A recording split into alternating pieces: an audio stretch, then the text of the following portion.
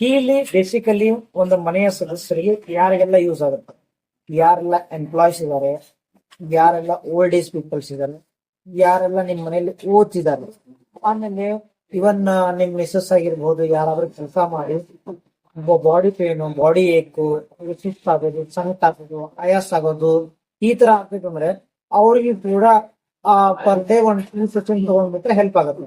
ಆಮೇಲೆ ಮಕ್ಳಿದ್ದಾರೆ, ವಿದ್ಯಾಭ್ಯಾಸ ಚೆನ್ನಾಗಿ ಸಾಧ್ತಾ ಇಲ್ಲ, ಅವ್ರಿಗೆ ಮೆಮರಿ ಕಾನ್ಸಂಟ್ರೇಷನ್, ಈಗ ಮೆಮರಿ ಕಾನ್ಸಂಟ್ರೇಷನ್ ಅನ್ನೋದು ಇಲ್ಲ ಸ್ಟಡಿಲಿ, ಅವರು ಕೂಡ ಇದನ್ನ ಯೂಸ್ ಮಾಡಿ ಪ್ರಾಪರ್ 3 ವೀಕ್ಸ್ ಅಲ್ಲಿ ರಿಸಲ್ಟ್ ತಗೋಬಹುದು. ಯಾಕಂದ್ರೆ ಅವ್ರು ಏನೇ ಓದಿದ್ರು ನೆನಪು ಹಾರ್ತಂತಂದ್ರೆ ಈ ಮೈಕ್ರೋ ಫ್ರೀಕ್ವೆನ್ಸಿನ ತಗೊಂಡಾಗ ಜಸ್ಟ್ 2 ವೀಕ್ಸ್ ಅಲ್ಲಿ ಅವ್ರ ಮೆಮರಿ ಪವರ್ ಇನ್ಕ್ರೀಸ್ ಆಗುತ್ತೆ. ಯಾಕಂದ್ರೆ ನಮ್ಮಲ್ಲಿ ಮೆಂಟಲ್ ಬ್ಯಾಲೆನ್ಸ್ ಅಕ್ಯೂಟ್ ಅಂತ ಇದೆ.